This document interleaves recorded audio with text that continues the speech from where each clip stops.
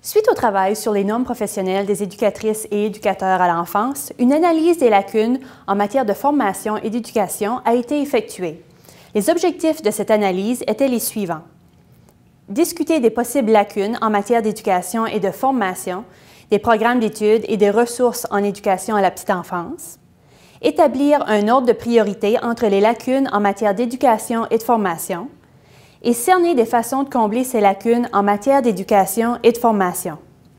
Pour rencontrer ces objectifs, 8 sessions de consultation ont eu lieu avec des enseignants d'établissements postsecondaires ainsi qu'avec des décideurs provinciaux et territoriaux afin de réviser et de valider les constatations au sujet des possibles lacunes en matière d'éducation et de formation relevées jusqu'à ce jour.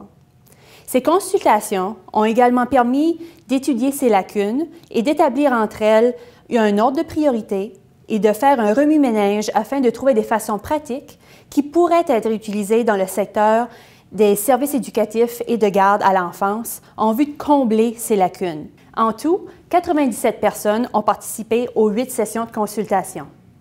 Pour faire l'analyse des lacunes en matière d'éducation et de formation, nous avons eu des discussions avec les éducatrices de première ligne.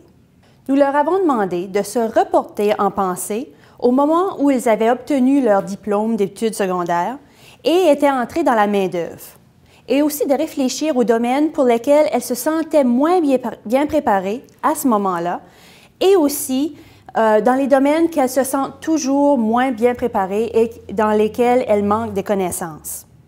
Nous avons fait la comparaison entre les normes révisées et les normes de 2003 afin de cerner les domaines qui n'étaient pas couverts dans les premières normes ou ceux qui avaient reçu plus d'attention ou qui avaient davantage été élaborés dans les normes révisées. Nous avons aussi comparé les premières normes de 2003 avec les normes révisées de 2010.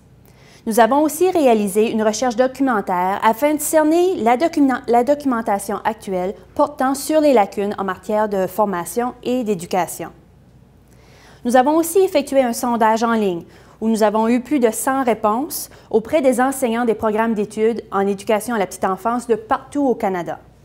Il y a aussi 8 sessions de consultation qui ont été effectuées, 4 en face-à-face et 4 consultations en ligne. Ces consultations nous ont permis de cerner 5 domaines prioritaires clés où il faudrait un complément d'éducation ou de formation pour les éducatrices. Lors de nos discussions avec les éducatrices de première ligne, 6 domaines principaux ont été relevés en termes de besoins en matière de formation.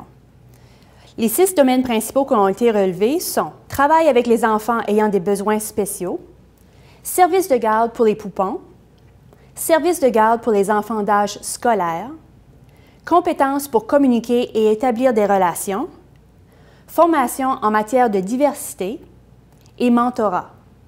D'autres lacunes ont été mentionnées par les éducatrices de première ligne. Certains de ces domaines sont abordés dans les normes révisées, notamment les techniques d'observation, les différents types d'intelligence et styles d'apprentissage, le développement global de l'enfant, la santé et le bien-être de l'enfant, l'autoréflexion, les besoins affectifs des enfants et la défense des droits.